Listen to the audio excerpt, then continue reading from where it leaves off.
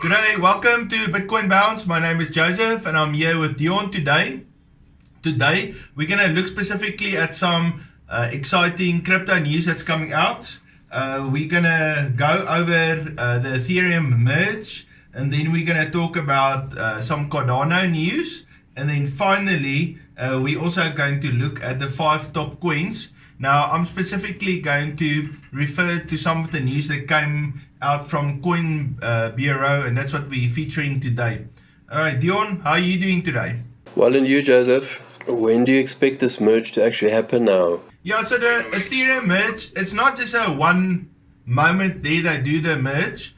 Obviously, the merge is like a 4 or 5 year project, and they got phases. Now, the merge that we're having now, it's going to start on the 10th of September, and they got certain points that needs to be successfully merged. Then they can go on to the next one and next one. So it's going to take them about 2 weeks, maybe 16 days to do this merge. So the expectation is for the whole merge to start on the 10th of September and to be completed on the 26th of September. Now, in those days, people are expecting massive movement on the Ethereum charts, and a lot of the exchanges are already giving notices to their people to say they're not going to allow you to make deposits on the Ethereum blockchain in those 2 weeks or withdrawals. So I want to suggest this today is the 2nd of September. If you want to get money into Ethereum, you probably need to buy it right now, and then you want to hope that you will make some gains by the end of the merge, because you're not going to be able to take hold of any of your gains during the merge. So if they're going to actually suspend trading on the Ethereum network during those times on many of the big exchanges. Also, something that's really exciting is that Cardano has been planning a new fork that they wanted to bring in their coin.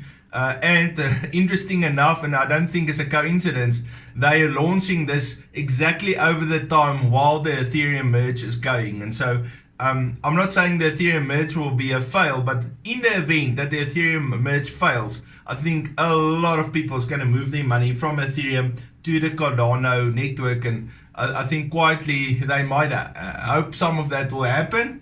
Yeah, and then at the end we're going to also look at the top coins. Thank you. Great, that's very interesting. Let's have a look.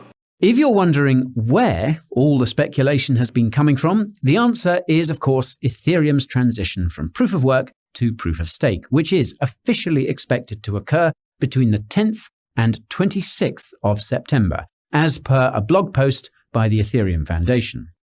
The merge itself will be preceded by the Bellatrix upgrade on the 6th of September, which will activate Ethereum's consensus layer on the proof-of-stake beacon chain. The magic that happens between the 10th and 20th of September will be the actual transition of the execution layer from proof-of-work to proof-of-stake.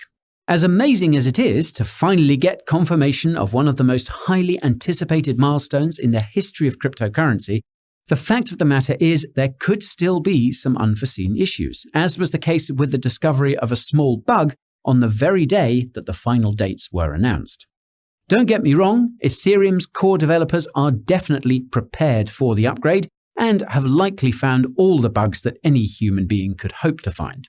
From what I've heard and seen, most of the concerns are about damaging bugs in other places, such as Ethereum's decentralized applications. As we've seen over the last few days, there's no shortage of leverage related to the merge, and lots of this leverage is actually within Ethereum's own DeFi ecosystem. It's possible, if not likely, that there could be pricing issues during the merge that lead to unwanted liquidations in some DeFi protocols. Not only that, but it's easy to forget that centralized exchanges are effectively part of the Ethereum stack as well. I'm sure many of you have seen the announcements from Coinbase and Binance that they will be pausing deposits and withdrawals for ETH and ERC20 tokens around the time of the merge. Although Binance provided an exact date for its deposit and withdrawal pause, it appears that Coinbase didn't, and I suspect that not all exchanges will provide exact dates for whatever reason. Never mind the possibility that the exchanges which did provide dates could be forced to change them last minute. As such, you should consider moving any ETH or ERC20 tokens you plan on selling on or around the merge to a centralized exchange in the next week or so. Just make sure you're using a regulated exchange and bear in mind that many exchanges could see outages due to all the trading activity. Now, as some of you will know, one of the ways I've personally been hedging myself against something going wrong with Ethereum's merge is to hold competing smart contract cryptocurrencies as part of my portfolio, and this includes Cardano's ADA. As many of you will also know, Cardano is overdue for a hard fork called Vasil, which was initially supposed to happen in June, but was delayed by a month after minor bugs were discovered, and then indefinitely delayed again in July to ensure, quote, a smooth process. More recently, a Cardano developer claimed in a Twitter thread that Cardano's Vasil testnet was, quote, catastrophically broken due to a series of bugs, and cautioned that the Vasil hard fork should not be rushed. In an AMA shortly afterwards, Cardano founder Charles Hoskinson came out to call the, quote, unfair narrative about Cardano's testnet, quote, incredibly corrosive and damaging, adding that the issue the Cardano developer identified was addressed in the latest release of the Cardano testnet. Charles also stated that the Vasil hard fork will likely take place, quote, sometime in September, and that a concrete date will be set the moment the 5 largest cryptocurrency exchanges are prepared for the upcoming upgrade. For those unfamiliar, the Vasil hard fork is expected to drastically improve Cardano's scalability, i.e. speed, something that's been challenging Cardano's growing ecosystem of decentralized applications and its novel transaction mechanism, which we covered in another video. Not surprisingly, the soft September schedule for the Vasil hard fork has led to speculation that Cardano is planning on the hard fork occurring around the time of Ethereum's merge, with crypto media outlet Decrypt noting that this is, quote, perhaps not coincidental. Indeed, it would be an admittedly strategic move if Cardano improved its scalability around the time Ethereum transitions to proof of stake. This is because it would put Cardano in a perfect position to acquire users and investors if the merge fails or simply fails to meet the expectations of ETH holders. As it so happens, ADA seems to be overdue for an appreciation against BTC on the weekly chart. This is because ADA has historically fallen against ETH for around 8 weeks before seeing a multi-week rally. As you can see, ADA has been falling against ETH for about 8 weeks and is showing signs of a reversal. Note that this does not necessarily translate to a higher price for ADA in fiat terms, but ADA's daily and weekly price action in fiat terms suggests it could see a 50% gain in the coming weeks. But I must stress that this ultimately depends on whether the crypto market sees a short-term recovery. I should also note that Cardano's Vasil hard fork will expose the project to the same sorts of issues Ethereum could experience during its upgrade.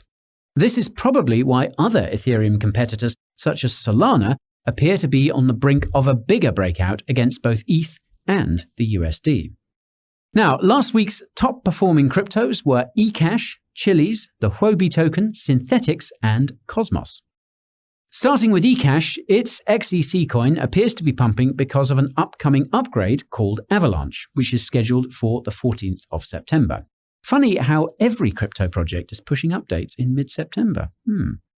Now, if XEC's long-term price action didn't give it away, it's unlikely to pump too much higher from these levels, even in percentage terms.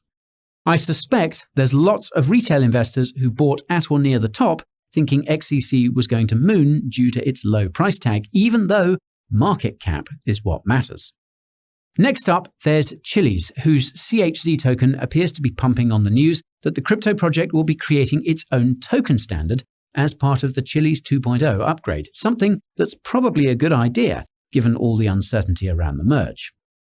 CHZ has repeatedly been a top-performing crypto in recent weeks, and it looks like it's close to maxing out its short-term price pump. CHZ could possibly see another 50% pump from here, but the long wick on the weekly and the strong zone of resistance around 25 cents suggests otherwise. As for the Huobi token, there's not much to say, as HT is an exchange token whose price action is dependent on the trading volume happening at the Huobi exchange.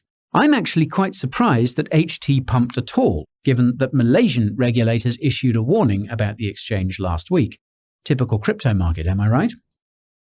Then there's Synthetics, whose SNX token is pumping for a more apparent reason, and that's the proposed overhaul of SNX's tokenomics, which would significantly reduce its annual inflation and cap its supply at 300 million.